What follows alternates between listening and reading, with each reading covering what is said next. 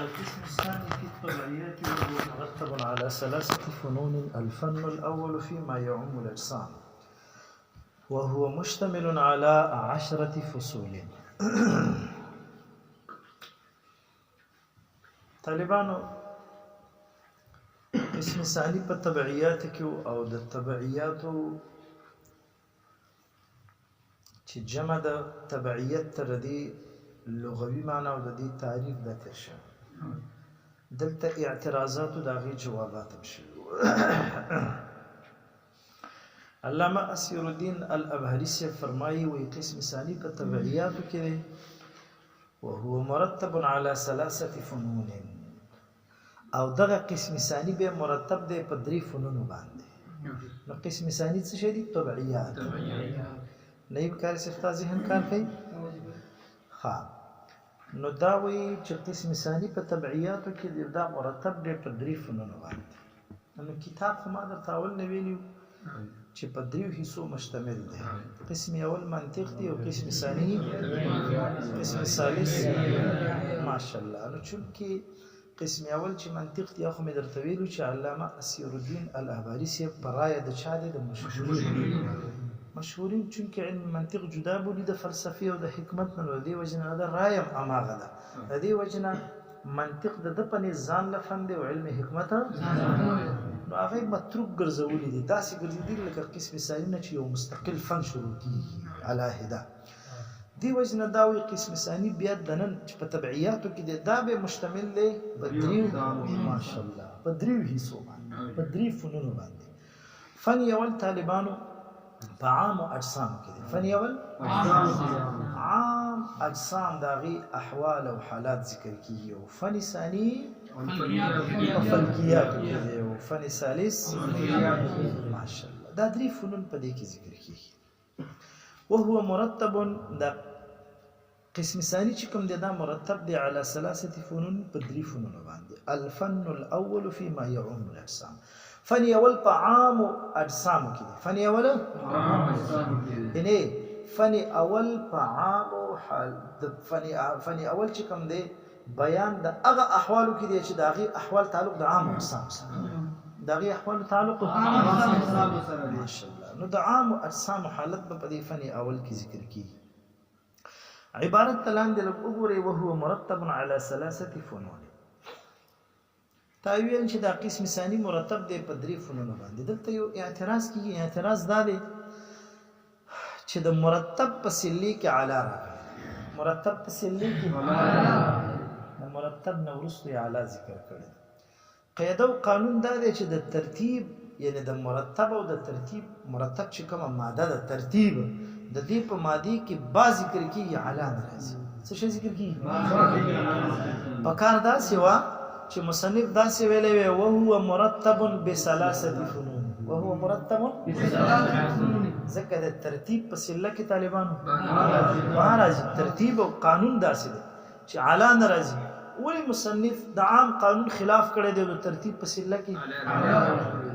جواب ټیک ده. قاعده هم داسې دا چې د ترتیب په سله کې بارځي خو اعلی ذکر کړي دا ولی دا د دې وجنه چې دلته کوم مرتب ذکر دی ترتیب ذکر دی دا هغه ترتیب دی چې متضمن دی معنا د اشتمال لري. دا هغه ترتیب دی او قاعده په اشتمال کې دا چې د اشتمال په سله کې اعلی راځي نه بارځي. دا ترتیب متضمن دی معنا د اشتمال ګورئ دا سې دی عبارت وهو مشتمل على 3 فنون. وهو تاسو پوښی یعنی دا ترتیب د ذکر د ترتیب دی خو دا ترتیب په خپل معنا کې نه دی بلکې دا ترتیب متضمن دی معنا د اشتمال.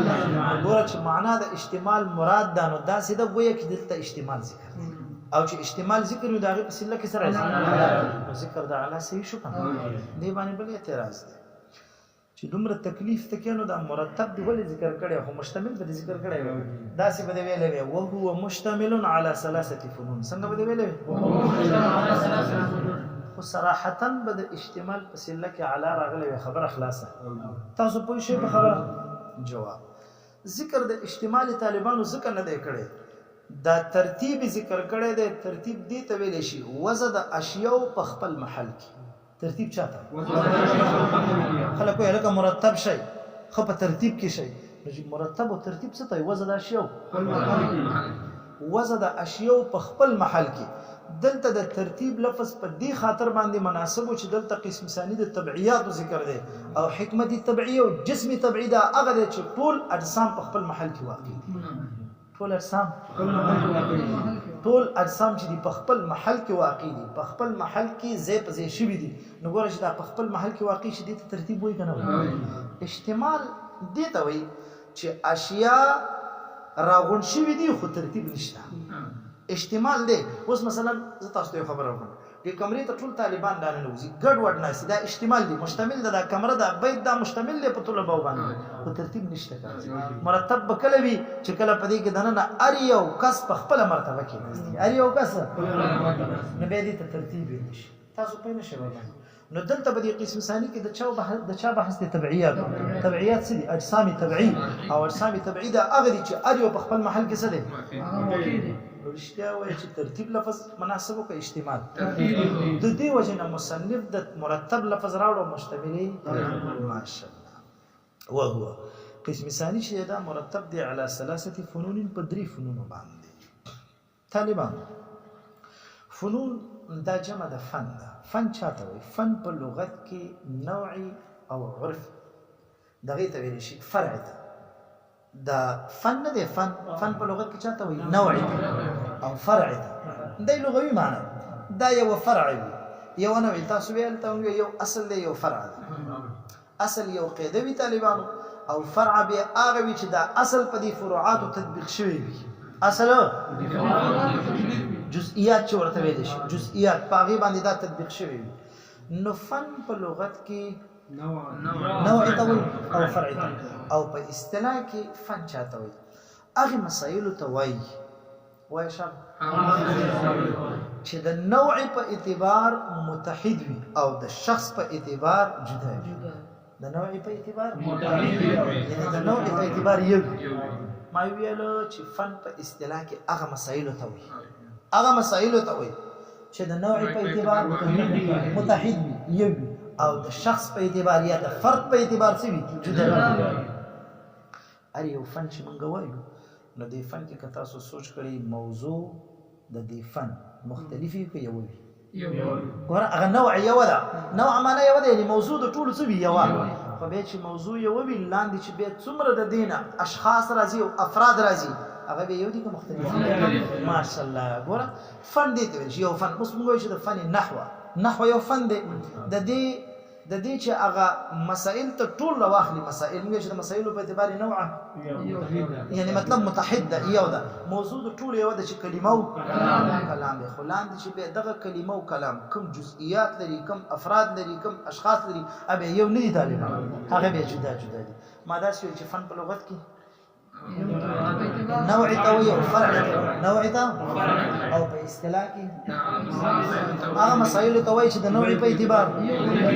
د موضوع په اعتبار نوع په اعتبار یو معنی د موضوع په اعتبار یو او د شخص او د فرد یعنی د افراد په اعتبار د اشخاص په اعتبار ماشاءالله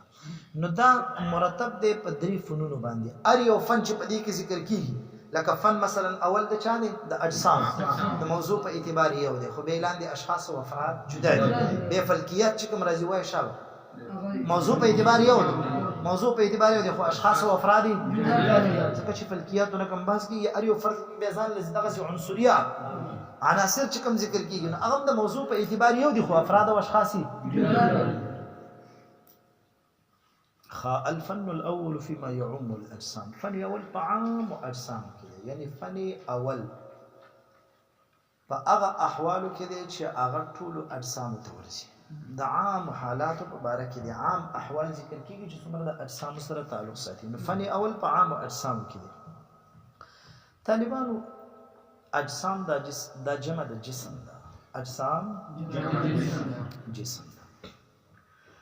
دلته یو اعتراض کیږي هغه دا چې تا ویل چې فن اول په عام او اجسامو کې د طالبانو د حکمتي طبيعي ګورمنګا ما درته ویل چې کتاب دوه حصے دی یو بحث پدې کې د چا د طبيعيات او بل بحث پدې کې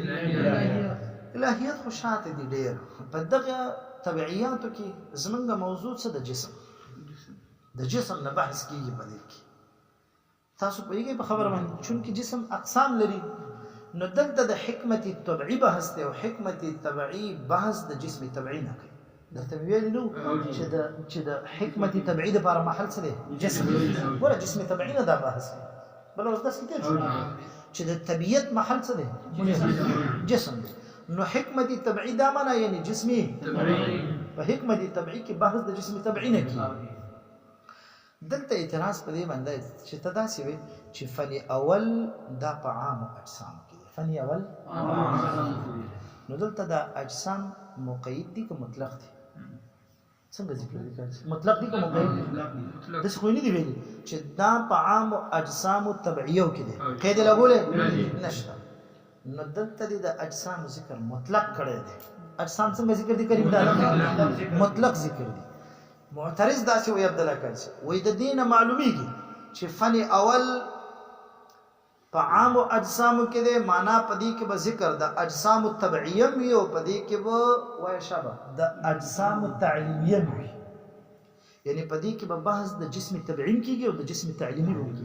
ولې تاسو مقید کړی نه دي تاسو د شنو دی ویلي چې پدې فن اول کې به دا په اجسام الطبيعيه کې د کدا سي دی ویلې بس موږ ویل چې مقید کړی په دغه حکمت طبيعي کې صرف بحث د جسم طبيعي کې بس خبر خلاصه خو تا خو د جسم مقید کړی نه دي تا اجسام ذکر کړی دي ذکر د اجسام ذکر دي اجسام مطلق دي د دین دا معلومیږي چې په دې فن اول کې به بحث د جسم طبيعي او د جسمي تعلیمي طالبان اول ملک تاسو داو پیژنئ کنه که زه دلته بحث کوم تاسو اول اجسام پیژنئ طالبان یو جسمي طبيعي دي او بل جسمي تعلیمي دي جسمي طبيعي او جسمي تعلیمي دواړه قابل للابعاد ثلاثه دي دواړه څنګه معنا دا که جسمي طبيعي دي هم درې ابعاد قبلي او که جسمي تعلیمي دي شابه په دې معنا کې دواړه شریک دي که جسمي طبيعي دي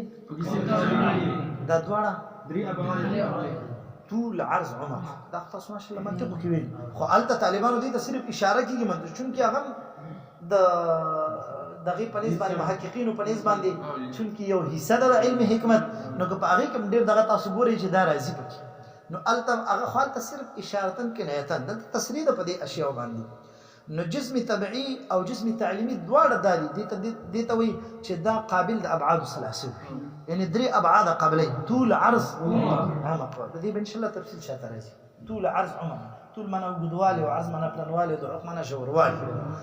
دواړه که جسم طبيعي ده او که جسم تعلیمي ده څه قبلي يعني ابعاد ثلاثه ده قبلي به طالبانو دا جسم طبيعي چې کوم ده ابعاد ثلاثه قبلي خدا جوهر ده دا څه شي ده او جسم تعلیمي چې ورته وي هغه ابعاد ثلاثه قبلي خو هغه عرض ده اصل شي په دې کې فرق راغی په ابعاد ثلاثه کې قبولیت دواړو د اشتراک معنوي لري په هغه کې دواړه خو به شاته طالبان چې کوم څه شي خرینګونه زه ټیک څه به چې شاته طالبانو څه شي ویلو شاته چې کوم ما درته ویل فرق دی فرق دا دی چې ابعاد ثلاثه قبلي جسم طبيعي خدا جوهر او ابعاد ثلاثه کریندا ده دغه جسم طبيعي تعلیمي قبلي خو جوهر او عرض کې خو به فرق شته کنه جوهر چې قائم بالذات او عرض قائم بالغير ما شاء الله دا موضوع ان شاء الله شاته راشي تفصیلی طالبانو دای فرق شو دا ما د دې لپاره دا فرق وکړو چې معترض دا وایي چې تاسو ته مطلق اجسام ذکر کړی نو ستاسو مطلق اجسام چې ذکر کړی دي مقید کړی دي دا دلالت کوي په دې خبره باندې چې په دې فن اول کې هم د جسم طبيعي تذکره وکړي او هم د جسم حرم کې دا څه نه ده ځکه ته حکمت طبيعي چېړي او حکمت طبيعي بحث صرف د جسمي دا د جسم طبيعي نه کوي د جسم تعلیمي نه تاسو په شی ورته ماشاء الله جواب طالبانو دا دي چې دلته اجسام چې کوم دي ذکر دي مطلب خو زمونږه مراد د دینه وای شابه جسم طبيعي زمونږه مراد د دینه ماشاء الله جسمي طبيعي دي دې باندې قرینه چې دلته ته د دینه مراد دا اخلي قرینه خو نشته ابن نووي قرینه دا ده چې مخکې د ذکر د حکمت طبيعي راغلی مخکې ذکر د چا راغلی نو دلته بحث او مباحثه د حکمت طبيعي یعنی موضوع د حکمت طبيعي چالانه ده په حکمت طبيعي کې د جسم طبيعي کېږي او د وای شابه ماشاءالله د جسم تعلیمي نکېږي دغه طالبانو مذاهب نورم شته په دې اجسامو کې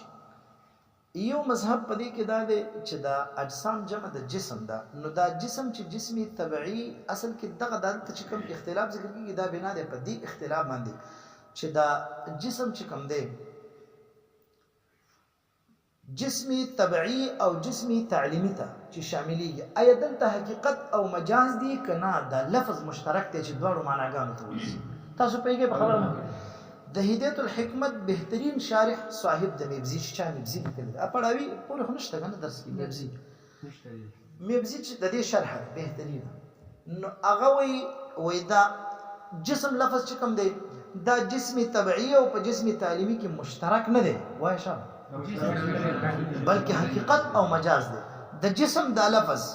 په جسمي طبيعي کې حقیقت دی او په جسمي تعلیمي کې دا څه صاحب د میبزی چې شارح د هدایت الحکمت دی هغه داسې وي دا بحث دا تفصیل دی د لپاره کوم چې جواب دلته واضح شي خو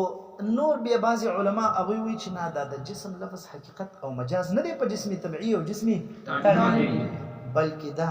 مشترک دی بیا چې دا څوک مشترک بولی یو قول د حکماو دا دی چې دا لفظي مشترک دی څه شي دی شابه یعنی لفظي اشتراک دی ام دقه د جسم لفظ هم جسمي طبيعي ته شاملېږي یعنی د معنا په اعتبار کې فرق شته خو لفظي اشتراک شته د لفظي اشتراک د وجه نه د جسم ام جسمي طبيعي ته شابه یو قول د حکماو دا دی دیم قول حکماوي چې نه دا لفظ مشترک دی خو مشترک لفظي نه مشترک معنوي دی مشترک معنوي دی مشترک معنوي څنګه چې جسمي طبيعي قابل د ابعاد ثلاثه دی وای شابه دا غرانګي جسمي تعلیمي د ابعاد ثلاثه ماشاءالله دا خبره ده نو دا دویم قول حکماوي دویم قول د حکماو چې لفظي مشترک دی دغه مشترک دی خو معنوي مشترک او قول حکمات سوي چې لفظي مشترک څه معنا یعنی د معنا په اعتبار په فرق شته معنا په اعتبار خو چون کې دا لفظ مشترک دی هم جسمي طبيعي ته شاملېږي دلته بیا په دې درو او قالو کې چې یو قول د صاحب د میبزی دی او دویم قول د حکماو دی دریم قول د حکماو دی دا دوه قولونه او د صاحب میبزی چې کوم قول دی کې به ترجیح چاته ده ترجیح به صاحب د میبزی قول ته چې نه دا لفظ مشترک نه دی بلکې دا لفظ حقیقت او مجاز لفظ تاسو پوښتنه زوس اصل جواب تر اعظم د اختلاف نه ورسره نو صاحب د میبزی وایي چې دا جسم لفظ دا لفظي مشترک نه دی نه مشترک لفظي دی او نه مشترک معنوي دی بلکې دا حقیقت او مجاز دی خان هغه وایي دا د جسم لفظ دا په جسمي طبيعي کې حقیقت ته شابه نو سره جواب تا چې دا دلته وایي چې دا جسم په جسمي طبيعي کې حقیقت ته ولی حقیقت ته صاحب د مبزي دا خبره چې دا حقیقت ته په جسمي طبيعي کې ولی چې دلته موږ امدا اخلو او بل جسمي تعلیمي بلیدو ولی دا حقیقت ته دا وایي په عربي کلام کې چې کله جسم ذکر شي متبادر الى الذهن متبادر او سبقیت چې ذهن ته کې د جسم نه جسمي طبيعي هغه جسم دی چې هم په وجودي خارجي او ذهني کې مادي ته محتاج چې کله موږ جسم ذکر برشتیا وای موږ ته مکمل د دې اشیاء جسمونه راځي کنه جسم د دیوال جسم د پردې جسم د انسان جسم د پکی دا موږ ته راځي او کومه هغه جسم چې هغه خالی دی د شان د ماده نه هغه جسم موږ ته راځي د ذهن ته دا نه راځي دا به راځي مګر د بحث او د قرینونو وروسته به راځي تاسو پوه نه شئ نو متبادر الى الذهن او سبقیت چې کې ذهن د جسم د جسم اطلاق وشي جسم څنګه ذکر شي نو متبادر الى ذهن ته کوم جسم دا عربي کلام محاوره داسې او ګوره کم یو لفظ چې څنګه مطلق ذکر شي او متبادر الى ذهن کومه معنا راځي همدا معنی حقیقت صاحب د مبزي وي همدا معنی څه ده شابه حقیقت تاسو په یوه خبره باندې جسمي تعلیمي دا عرض دی جسمي تعلیمي او طالبانو د اعراض د جسم معنا په اعراض سره کول دا چې ذهن ته راځي ورسره د قرینې راځي جسم چې څنګه ذکر شي نو فورا د هغه شي چې هغه وای شابه چې هغه شی وجود لري ام وجود خارجي لري شابه ام وجود ذهني لري دغه شی فورا متبادر الى ذهن دغه نو شي دا د امدای حقيقي معنا ده امدای شابه څنګه ده شابه نو ارکل چې د جسم حقيقي معنا جسمي تبعي شولا نو چې په خپل په ذکر د جسم سره کوم جسم به مراد تاسو پوه شئ ماشاءالله دا خبره چې صاحب د مبزي کړی ده چې حقیقت او مجاز دلته اولادي د دینه چې منګه دا جسم لفظ مشترک واخلو د دینه چې دا جسم منګه دلته دا ولي هغه وي دا ځکه زمونږ د اصول فقه یو قاعده ده د اصول فقه التوي چې کله حقیقت او مجاز او لفظ مشترک دائر شي د یو شی په باره کې نو ایمنګ به ترجیح چاته ورکو یو لفظ دایر شو په مابین د حقیقت او مجاز کې شامل د اصول فقه قاعده ده د لفظ مشترک چې مطلب دا لفظ موږ په اشتراک باندې حمل کو او په حقیقت او نو التز موږ د اصول فقه قاعده ده چې کله لفظ دایر شي په مابین د اشتراک او په مابین د حقیقت او مجاز کې نو الحقيقه والمجاز اولى من الاشتراك انت قاعده ده چې حقیقت او مجاز دا اولاد دي چانه ولی دا اولادي وې د وجه د کثیر الاستعمال په عربي کلام کې حقیقت او مجاز ډیر مستعمل دي په لفظ اشتراک حقیقت او مجاز تاسو ګورئ نه ډیر زیات راځي حقیقت القرآن هم وګوره دا اول تر اخره پورې حقیقت او مجاز ډیر زیات دي په احادیثو کې حقیقت او مجاز عام په عربي دغه کې چې حقیقت او مجاز څه دي یعنی وجه د رجحان هغه دا چې دا کثیر الاستعمال نو ارکل چې طالبانو دوه خبرې ثابت شي دوه چې د لفظي اشتراک نه حقیقت او مجاز اولاد دلته موږ دغه جسم په لفظي اشتراک باندې حمل کو په حقیقت او مجاز باندې به چې کله حقیقت او مجاز شو نو اوس بر دې جسم نه موږ مراد دلته چې کوم مطلق جسم ذکر دی جسمي طبيعي به اخلو کو جسمي تعلیمي به اخلو کوم یو باز ولی دا خپل ثابت شو کنه ماشاءالله لہذا اغه اعتراض فلا يرد ما يرد کمی اعتراض چې دلته ذکر د اجسام مطلق راغلی دی نو دلته چې په فني اول کې تب بحث د جسمي تبعی کې نو دې سره به بحث د چام وي د جسم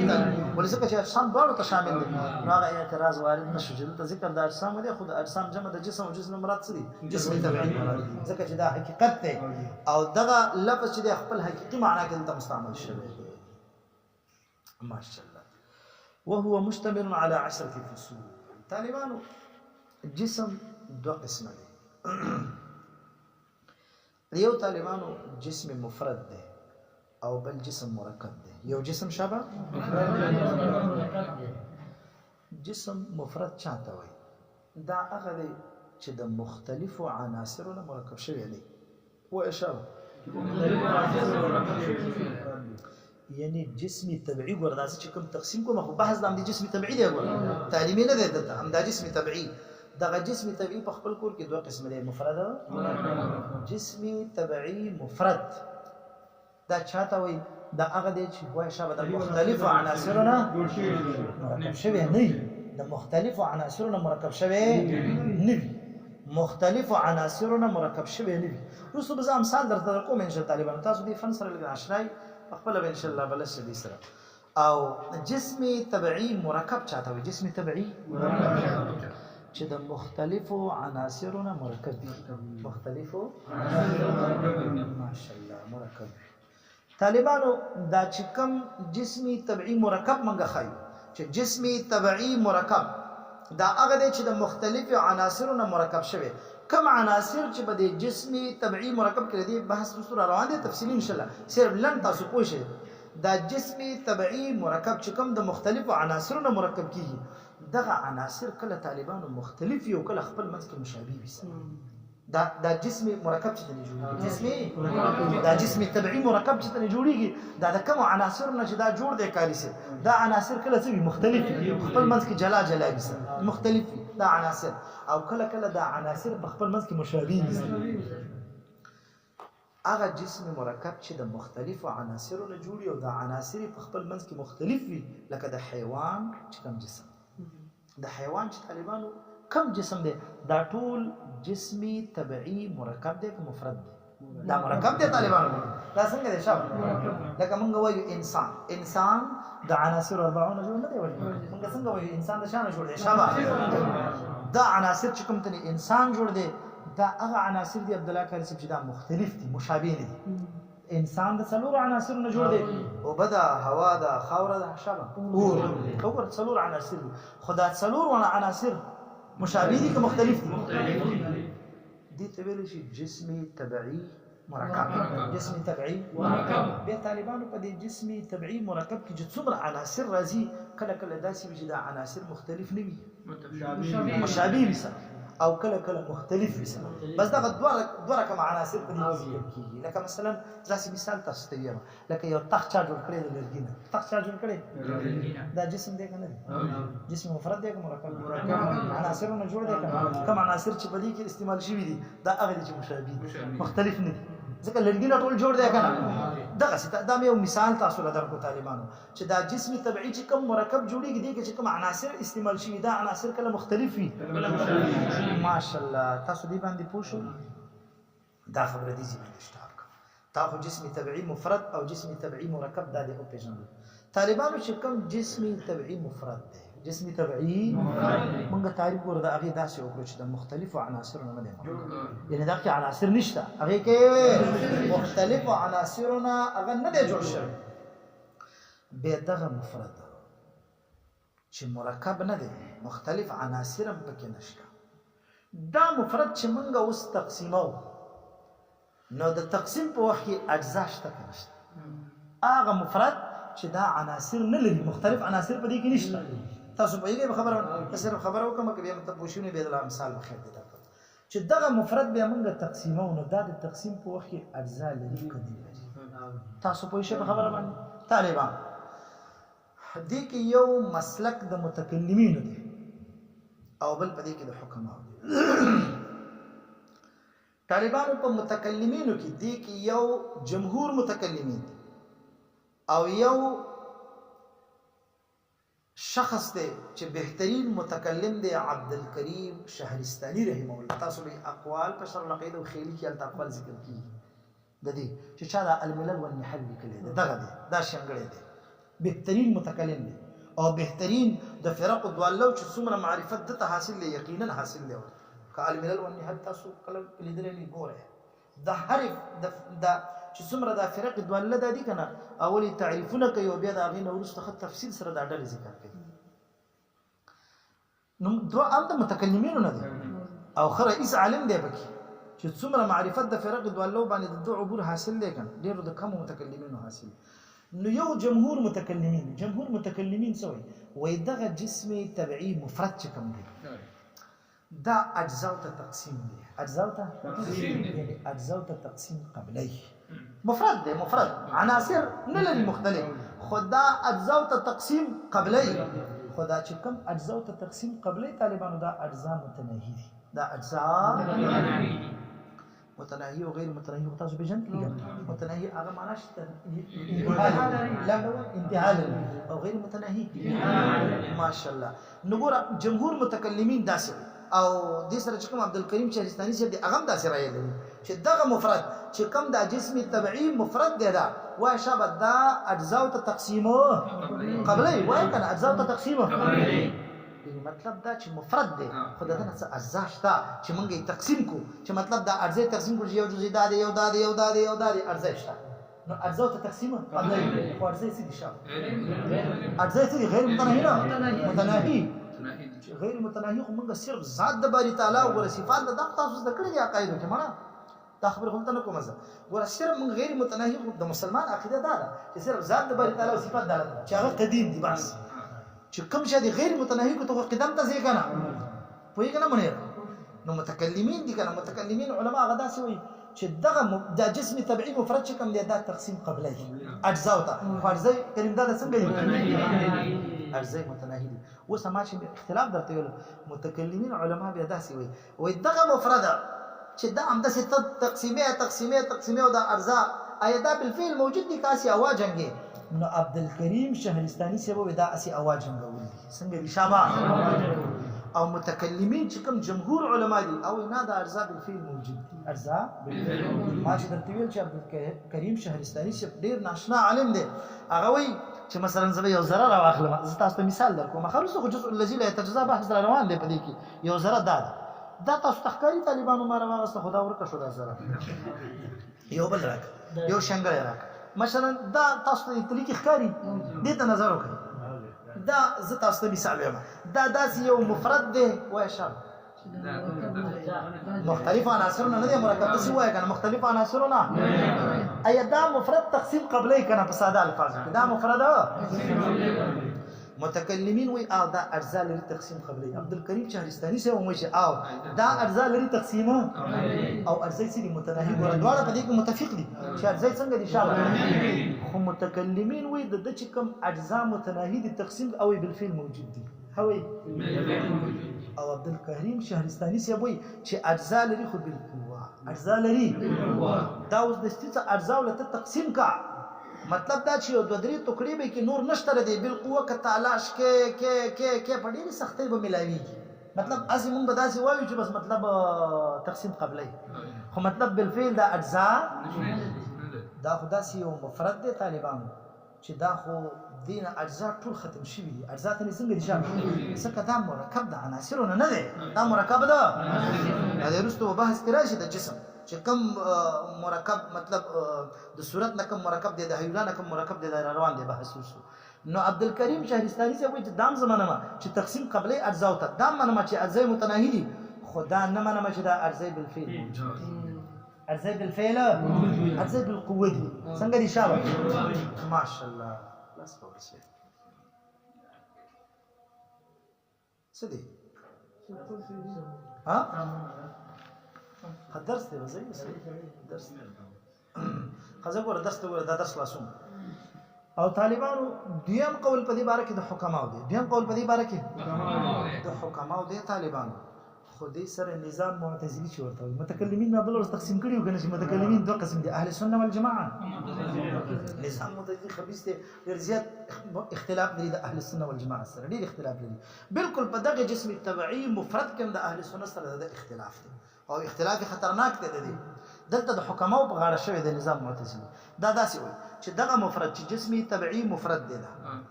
دوم وایي چې دا تقسیم قبلی اجزاء ته دوم څه وایي شابه تقسیم قبلی اجزاء خو چې کوم اجزاء ته دوی تقسیم قبلی دا اجزاء متناهی غیر متناهی غیر متناهی دي پوهیږئ په خبره باندې چې دا غیر متناهی دي طالبان دا تاسو که یو خبره لیدلې کنه شیخ صاحب دې بیتی بیا خبره کوله ویل به چې کله به ویل چې مطلب د خدای جل جلاله چې کومه کرسی ده دا قدیمه ده کله به کائنات خو کله به ویل چې نه ماده خیمه چې ماده قدیمه ده خطا سو دا شیان سم ذکرې مې ځکه په نه پوهیږم دي چې کله به دا ماده خو موږ تاسو وایو چې عالم ذره ذره ک عالم دی او د عالم ماده د حادثه ده د اهل سنت والجماعه دغه ده نو داسې چې د عالم یعنی یا ویل چې عالم قدیم دی کله ویل چې د عالم د ماده چې کومه ده څنګه ده شامل ګوره د دې د قدم قول به کول دا طالبانو ته د معتزله او خطرناک عقاید دي دلته چې دلته د هغه حکماو سره دوی مرګړي شي دي چې کوم بل اتفاق کافر دي تاسو به خبره باندې پوه شئ رسته ان شاء الله نور مزید تاسو په دې باندې نو داسې وای دا دغه جسم طبيعي چې کوم مفرد دی وای دا اجزاء ته تقسیم قبلی اجزاء ته خو چې کوم اجزاء د دې دا اجزاء دا غیر متناهی دي بیا طالبانو د نظام معتزلی او د حکماو دومره فرق دی چې دا کم اجزاء دي دلته